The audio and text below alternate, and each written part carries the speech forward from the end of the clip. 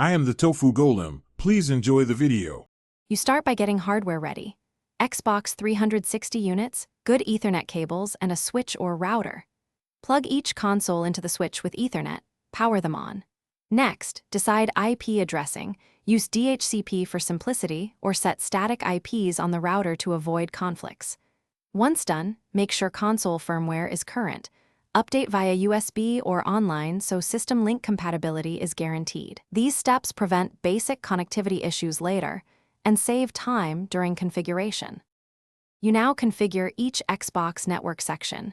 Open System Settings, go to Network, then Configure Network. Manually enter static IPs if chosen. Use matching subnet masks and the same gateway. Once done, make sure UPnP or strict firewall rules aren't blocking local discovery. Disable them or create LAN exceptions.